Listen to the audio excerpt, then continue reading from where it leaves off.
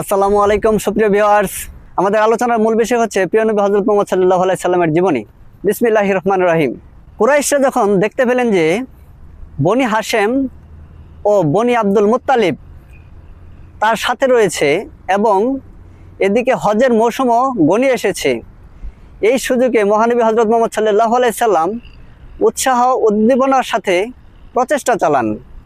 তার সত্য ভাষণের চুম্বক আকর্ষণের কথা সকলেই অবগত ছিল। তাই তাদের আশঙ্কা দেখা দিল যে এবার মুহাম্মদ সাল্লাল্লাহু আলাইহি সাল্লামের দিন সারা পৃথিবীতে ছড়িয়ে পড়বে।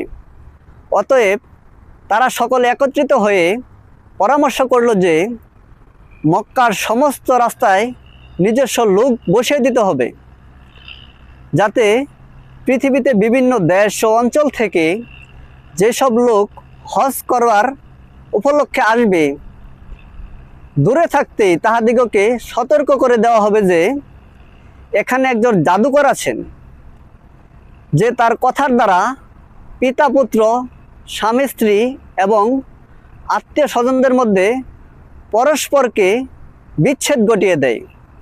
তোমরা তার নিকট যেও না, কিন্তু আল্লাহর কুদরতে তাদের এই কর্মপন্থা মহানবী হযরত মুহাম্মদ সাল্লাল্লাহু আলাইহি সাল্লামের দাওয়াত ও তাবলীগের পক্ষেই কাজ করলো। যদি তারা এমন করত তাহলে সম্ভবত এমনও হতে পারত যে বহু লোক হয়তো তার কোনো আলোচনাই শুনত না। কিন্তু তাদের এই প্রচেষ্টা সকলকে তার প্রতি উৎসাহিত করে তুলল। কুরাইশরা যখন তাদের সকল চেষ্টায় বিফল হলো এবং দেখলো যে দিন দিন মহানবী হযরত মুহাম্মদ সাল্লাল্লাহু আলাইহি সাল্লামের দাওয়াতের কাজ ব্যাপক হয়ে পড়ছে ও বিপুল সংখ্যায় লোকজন ইসলামে প্রবেশ করছে, তখন তারা তাকে নানাভাবে অত্যাচার করতে শুরু করলো। মক্কায় কত অসৎ লোককে একত্রিত করে মহানবী হযরত মুহাম্মদ সাল্লাল্লাহু আলাইহি সাল্লামের প্রত্যেক মজলিসে ঠাট্টা করার জন্য প্রস্তুত করলো এবং যে কোনো পন্থায় তাকে কষ্ট দিতে উদ্বুদ্ধ করলো। একবার মহানবী হযরত মুহাম্মদ সাল্লাল্লাহু আলাইহি সাল্লাম কাবা শরীফের সন্নিকটে নামাজ পড়তেছিলেন।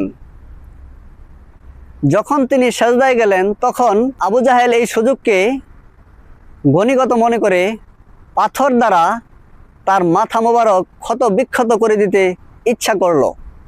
কিন্তু আবু জাহেল যখন পাথর লইয়া মহানবী হযরত মুহাম্মদ সাল্লাল্লাহু আলাইহি সাল্লামের নিকটবর্তী হলো, তখন তাহার হাত কাঁপতে কাঁপতে পাথর পড়ে গেল এবং সে দৌড়িয়ে তার নিজ দলে ফিরে গিয়ে বলতে লাগলো, আমি যখন মুহাম্মদ সাল্লাল্লাহু আলাইহি সাল্লামের মাথা মোবারকের প্রতি হাত বাড়ালাম, তখন একটি আশ্চর্য চেহারার উট মুখ হা করে আমার দিকে ধাবিত হলো এবং আমাকে গিলে খেতে উদ্যত হলো। আমি এ ধরনের উট আজ পর্যন্ত দেখি নাই। ইহা ছিল সেই ঘটনা স্বয়ং কাফেরদের সর্দার আবু জাহেল স্বীকার করে। আবু জাহেল উকবা ইবনে আবি মুইত, আবু লাহাব, আশ ইবনে আব্দুল মুত্তালিব, ওয়ালিদ ইবনে মুগিরা মারার উদ্দেশ্যে তার পেছনে লেগে থাকতো। এদের কারো ভাগ্যে ইসলাম গ্রহণ করার তৌফিক হয় নাই, বরং এদের সব কজনই অত্যন্ত লাঞ্ছিত হয়ে মৃত্যুবরণ করে। কেহ বদরের যুদ্ধে তরবারির আঘাতে এবং কেহ নেহাত বিশ্রী ও কঠিন রোগে আক্রান্ত হয়ে পচে গলে মৃত্যুবরণ করেন। আমাদের অনুষ্ঠানটি ভালো লাগলে লাইক দিবেন, সবাই সবার জন্য দোয়া করবেন। আসসালামু আলাইকুম রহমতুল্লাহ।